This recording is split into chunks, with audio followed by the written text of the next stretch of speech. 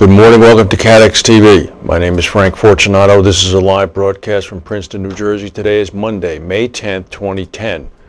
It's 11:30 a.m. Eastern Daylight Time in the U.S. It's 4:30 p.m. in London.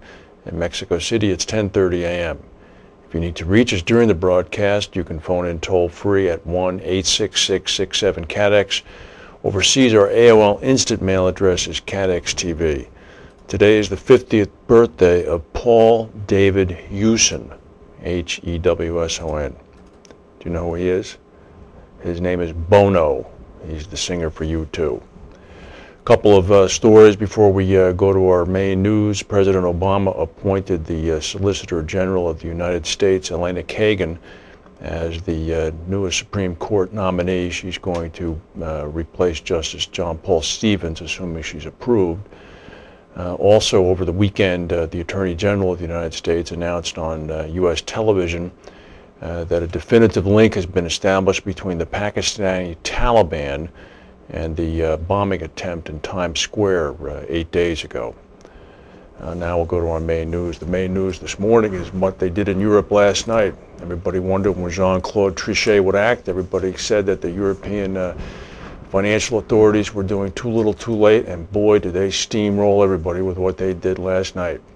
The EU put up a staggering $1 trillion this morning to contain its spreading debt crisis and keep it from tearing the euro currency apart.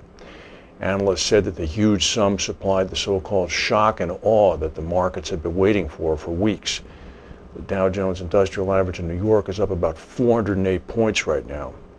EU leaders negotiated into the early hours of this morning before reaching a deal which governments that will have governments using the euros would put up 750 billion euros in loans that would be available to prop up troubled governments. The European Central Bank will buy government and private debt to keep debt markets working and lower borrowing costs. This is a crisis measure dubbed the so-called nuclear option. The U.S. Federal Reserve is involved. They're going to be joining with other central banks in the effort by reactivating a currency swap program used during the earlier stages of the financial crisis to ship dollars overseas to be pumped into banking systems as short-term credit. Last week, President Obama discussed the crisis on phone with German Chancellor Angela Merkel and French President Nicolas Sarkozy.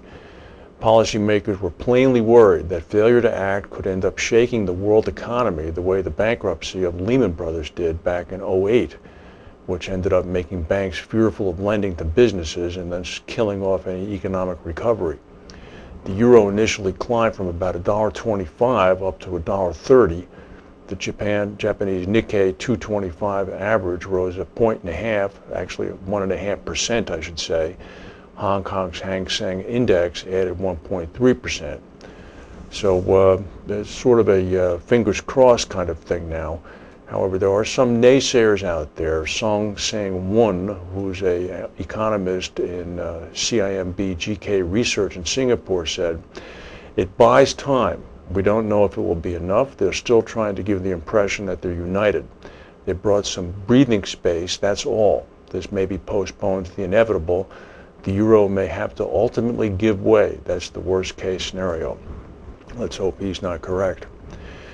Well, over the weekend, anybody with proximity to a television saw this. New vernacular terms have entered our vocabulary: top hats and junk shots. Those are the things that British Petroleum is going to start working on next. This is after the so-called 100-ton containment box, pictured here, formerly called the Dome, failed. Engineers at BP are working through a whole list of ways to plug the well. One of them includes a smaller containment box, that's a top hat. Another one includes the junk shot, that's injecting debris, including shredded rubber, into the well. According to BP's operating officer, Doug Suttles, this morning on American TV, there's a lot of techniques available to us. The challenge with all of them is they haven't been done 5,000 feet into the water. The so-called containment dome faced a problem. Icy slush formed inside the dome and foiled plans to funnel the oil to a surface tanker. There are still some engineering techniques going on about possibly warming the top of the dome or injecting some sort of chemical into the water within the dome that would prevent freezing. It's unclear whether or not the box is still on the sea floor or whether or not BP has pulled it up. On land, people are, can we bring up that last map, please? People are beginning to notice that the slick has hit land in many areas. You can see the red marks there. That's where tar balls have begun to be picked up. The beaches have begun to have been fouled somewhat, and you had seen an earlier picture of some of the wildlife that are now being brought in to be cared for and cleansed. So it's not a good situation. It could be spewing out to some 200,000 barrels of oil a day. The price tag so far for BP is $350 million in the cleanup, and they haven't really made a dent. Insurance Day is reporting today that the explosion of the rig itself, actually it was not a rig, it was a ship, the Deepwater Horizon, and the subsequent spill are likely to bring the biggest loss to the energy sector since the Piper Alpha incident in the North Sea back in 1988. The claim, which was made in Catlin's interim management statement last week, brings into focus the impact claims from the accident will have on the energy insurance industry. Since the explosion on April 20th, insurers from around the world have been calculating their estimate exposure. Catlin revealed that it expects to incur both physical damage and liability losses of about $40 million, net of reinsurance and reinstatements. On the primary side, Chaucer's Lloyd's Syndicate 1084 is expecting a net loss of $25 million. $20 million of that is its direct energy account. QBE's Syndicate 1036 is understood to be the lead insurer on the ship itself, Transocean ship. It's a $560 million property damage claim.